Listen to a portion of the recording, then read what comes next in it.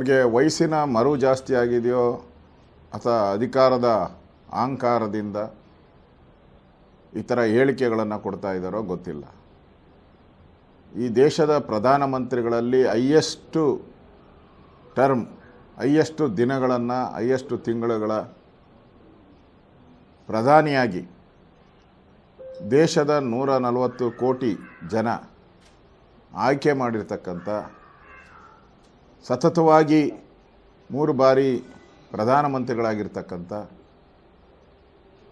ನರೇಂದ್ರ ಮೋದಿಯವರ ಬಗ್ಗೆ, ಅವರ ದೇಶ ಪ್ರೇಮದ ಬಗ್ಗೆನೇ ಪ್ರಶ್ನೆಯನ್ನು ಎತ್ತಿದ್ದಾರೆ.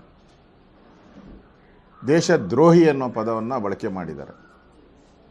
ಹಿಂದೆ ಹಾವಿಗೆ ಹೋಲಿಸಿದ್ರು. ದೇಶದ ಜನ ಛೀಮಾರಿ ಹಾಕಿ ಇವರನ್ನು ಮನೆಗೆ ಕಳಿಸಿದ್ರು ಕಾಂಗ್ರೆಸ್ಸವ್ರನ್ನ.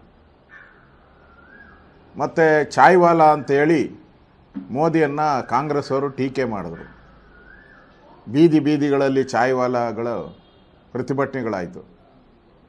ಮತ್ತೆ ಅವರು ದೇಶದ ಪ್ರಧಾನಿಯಾಗಿ ಆಯ್ಕೆಯಾದರು.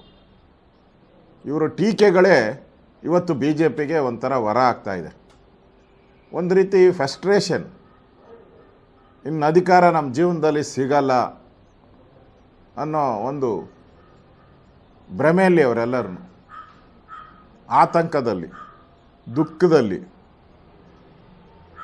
ಈ ಥರದ ಹೇಳಿಕೆಗಳನ್ನು ಕೊಡ್ತಾ ಇದ್ದಾರೆ. ಇಷ್ಟು ವಯಸ್ಸಾಗಿರ್ತಕ್ಕಂಥ, ರಿಟೈರ್ಡ್ ಆಗೋವಂಥ ಕಾಲ ಅವ್ರದ್ದು. ನಿವೃತ್ತಿ ಆಗಬೇಕಾಯಿತು. ನಿವೃತ್ತಿ ಆಗೋ ಕಾಲದಲ್ಲಿ ಅವರು ಎದ್ದೇಳೋಕ್ಕಾಗಲ್ಲ, ಓಡಾಡೋಕ್ಕಾಗಲ್ಲ. ಇಂಥ ಕಾಲದಲ್ಲಿ ಇಂಥ ಹೇಳಿಕೆಗಳನ್ನು ಕೊಟ್ಟು ಜನರಿಂದ ಛೀಮಾರಿ ಹಾಕ್ಸ್ಕೊಳೋಂಥ ಪರಿಸ್ಥಿತಿಗೆ ಇವತ್ತು ಕಾಂಗ್ರೆಸ್ ಪಾರ್ಟಿ ಮಲ್ಲಿಕಾರ್ಜುನ್ ಖರ್ಗೆ ಬಂದಿದ್ದಾರೆ. ಇವತ್ತು ಕಾಂಗ್ರೆಸ್ ಪಾರ್ಟಿಗೆ ಏನಾನ ಮಾನ ಮರ್ಯಾದೆ ಇದ್ದರೆ, ಅವ್ರಿಗೆ ಗೌರವ ಇದ್ದರೆ, ಅವ್ರನ್ನ ಕೂಡಲೇ ಕಾಂಗ್ರೆಸ್ ಅಧ್ಯಕ್ಷ ಸ್ಥಾನದಿಂದ ವಜಾಗೊಳಿಸ್ಬೇಕು. ದೇಶದ ಪ್ರಧಾನಿ ಬಗ್ಗೆ ಮಾತಾಡಬೇಕಾದ್ರೆ ಒಂದು ಗೌರವ ಬೇಕಲ್ಲ. ಯಾರು ದೇಶದ್ರೋಹಿಗಳು ಅನ್ನೋದು ಇಡೀ ಪ್ರಪಂಚಕ್ಕೆ ಗೊತ್ತಿದೆ. ಟೆರರಿಸ್ಟ್ ಆಕ್ಟಿವಿಟೀಸ್ ಆದಾಗ ಅವ್ರು ಬೆಂಬಲ ಮಾಡೋರು ಯಾರು? ಕರ್ನಾಟಕದಲ್ಲಿ ಕುಕ್ಕರ್ ಬ್ಲಾಸ್ಟ್ ಮಾಡಿದ್ರು ಭಯೋತ್ಪಾದಕರು, ಅವ್ರನ್ನ ಬ್ರದರ್ ಅಂದವ್ರು ಯಾರು? ಇವರ ರೈಟ್ ಹ್ಯಾಂಡ್, ಮಲ್ಲಿಕಾರ್ಜುನ್ ಅವರ ಖರ್ಗೆ ರೈಟ್ ಹ್ಯಾಂಡ್, ರಾಜ್ಯಸಭಾ ಸದಸ್ಯ. ವಿಧಾನಸೌಧದಲ್ಲಿ ಪಾಕಿಸ್ತಾನ ಜಿಂದಾಬಾದ್ ಅಂತ ಕೂಗಿದ್ರು ಅವರ ವಿಜಯೋತ್ಸವದಲ್ಲಿ. ಅವ್ರ ಬಗ್ಗೆ ಖರ್ಗೆ ಏನಾನ ಕಾಮೆಂಟ್ ಮಾಡಿದಾರ? ಒಂದು ಕಾಮೆಂಟ್. ಕುಕ್ಕರ್ ಬಾಂಬ್ ಬಗ್ಗೆ ಒಂದು ಕಾಮೆಂಟ್ ಮಾಡಿದಾರ? ಪಾಕಿಸ್ತಾನ ಬಗ್ಗೆ ಒಂದು ಕಾಮೆಂಟ್ ಮಾಡ್ತಾರ? ತಲಾಕ್ ಬಿಲ್ಲು, ಮಹಿಳೆಯರಿಗೆ ಸಹಾಯ ಆಗಲಿ ಅಂತ ಮಾಡಿದಂಥ ಬಿಲ್ ಬಗ್ಗೆ ವಿರೋಧ ಮಾಡಿದಂಥವ್ರು ಇವರು. ಸರ್ಜಿಕಲ್ ಸ್ಟ್ರೈಕ್ ಆದಾಗ ದೇಶದ ಸೈನಿಕರು ತಮ್ಮ ಪ್ರಾಣದ ಹಂಗನ್ನು ತೊರೆದು ಹೋರಾಟ ಮಾಡಿ ನಮ್ಮ ದೇಶಕ್ಕೆ ಒಂದು ಗೌರವವನ್ನು ತಂದಂಥ ಸಂದರ್ಭದಲ್ಲಿ ಸೈನಿಕರನ್ನೇ ಟೀಕೆ ಮಾಡಿದ್ರು, ದೇಶದ ಭದ್ರತೆಯನ್ನೇ ಟೀಕೆ ಮಾಡಿದ್ರು. ಇಂಥ ಕಾಂಗ್ರೆಸ್ ಅವರು ಈ ಪದವನ್ನು ಬಳಕೆ ಮಾಡಿರೋವಂಥದ್ದು.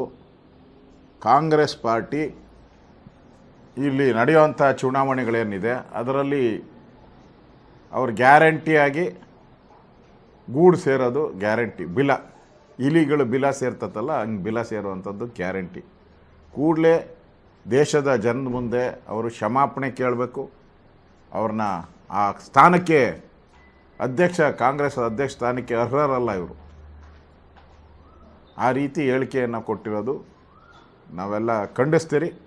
ನಾಳೆ ಇದರ ವಿರುದ್ಧವಾಗಿ ನಮ್ಮ ಎಲ್ಲ ಶಾಸಕರು, ಬೆಂಗಳೂರಲ್ಲಿ ಯಾರ್ಯಾರು ಇರ್ತಾರೆ ಮತ್ತು ಬೇರೆ ಬೇರೆ ಭಾಗದಿಂದ ಬರುವಂಥ ಎಲ್ಲ ಶಾಸಕರಿಗೆ, ನಮ್ಮ MLCಗಳಿಗೆ, ನಮ್ಮ MP ಗಳಿಗೆ ನಾಳೆ 10 ಗಂಟೆಗೆ ವಿಧಾನಸೌಧದ ಮುಂಭಾಗದಲ್ಲಿ ಗಾಂಧಿ ಸ್ಟ್ಯಾಚ್ಯೂ ಎದುರುಗಡೆ ನಾವು ಪ್ರತಿಭಟನೆಯನ್ನು ಮಾಡೋ ಮುಖಾಂತರ ರಾಜ್ಯದ ಜನತೆಗೆ ಕಾಂಗ್ರೆಸ್ ಪಾರ್ಟಿ ಮಾಡಿರೋಂಥ ದ್ರೋಹ, ಪ್ರಧಾನಿ ಬಗ್ಗೆ ಭಯೋತ್ಪಾದಕ ಪದವನ್ನು ಉಪಯೋಗ ಮಾಡಿರೋವಂಥದ್ದಕ್ಕೆ ನಾವು ಪ್ರತಿಭಟನೆಯನ್ನು ಮಾಡ್ತಾಯಿದ್ದೀರಿ. ನಮ್ಮ ರಾಜ್ಯದ ಅಧ್ಯಕ್ಷರಾದಂಥ ವಿಜಯೇಂದ್ರ ಅವರು ಕೂಡ ಆ ಪ್ರತಿಭಟನೆಯಲ್ಲಿ ಪಾಲ್ಗೊಳ್ತಾ ಇದ್ದಾರೆ.